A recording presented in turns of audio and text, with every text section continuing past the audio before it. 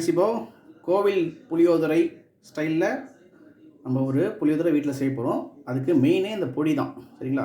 கோவிலில் வந்து அவங்க புளியோதரை பண்ணும்போது ஒரு பொடி ஒன்று அரைச்சி போடுவாங்க. அதுக்கு நான் அளவு சொல்கிறேன். இந்த அளவு நீங்கள் எடுத்து அரைச்சி வச்சுக்கோங்க. அதுக்கப்புறம் நீங்கள் புளியோதரை செஞ்சு எவ்வளோ அது போடலான்னு நீங்கள் பார்த்துக்கோங்க. கடலைப்பருப்பு, சரிங்களா? இது வந்து 2 டீஸ்பூன்.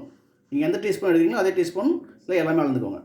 2 டீஸ்பூன் கடலைப்பருப்பு, உளுத்தம்பருப்பு அதுவும் 2 டீஸ்பூன், மிளகு 1 டீஸ்பூன், வெந்தயம் 1/2 டீஸ்பூன், தனியா 2 டீஸ்பூன், சீரகம் 1 டீஸ்பூன், காஞ்ச மிளகா ஒரு காரத்துக்கு ஏற்ப ஒரு 6லேருந்து 7 எடுத்துக்கோங்க.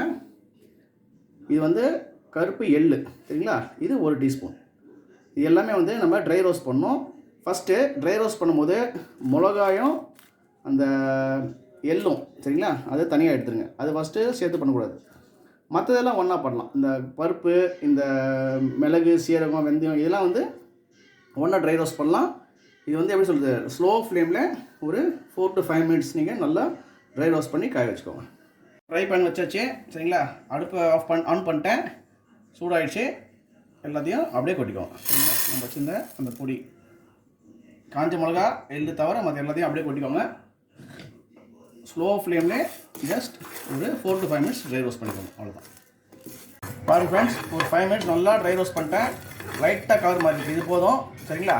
இது அப்படியே நீங்கள் வேறு பிளேட்டில் மாற்றிட்டு காய வச்சுருங்க. கொஞ்ச நேரம் ஆறட்டும். அதுக்கப்புறம் எள்ளும் காஞ்ச மிளகாவும் தனித்தனியாக நம்ம ட்ரை ரோஸ்ட் பண்ணணும். காஞ்ச மிளகா காம்பெல்லாம் கில்லாதீங்க, அப்படியே வருது, சரிங்களா? அப்படியே ட்ரை ரோஸ்ட் பண்ணி வச்சுக்கோங்க. அந்த விதையெல்லாம் உள்ளே விழுந்துச்சுன்னா கருகி போயிடும். இல்லைங்க, கருப்பு எள்ளு, சரிங்களா? கருப்பு எள்ளு போடுங்க, அப்போ நல்லாயிருக்கும் வந்துட்டு பொடிக்கு, சரிங்களா?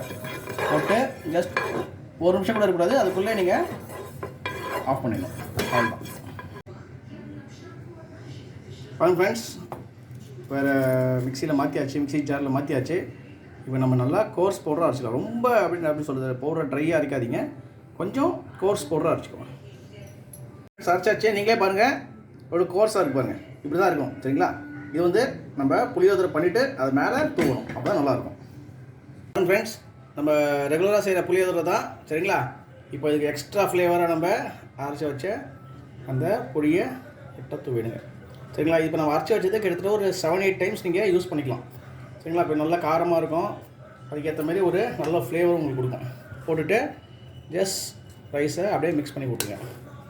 இதுதான் அந்த கோயிலில் வந்து இந்த சீக்ரெட் ரெசிபி அவங்களுக்கு.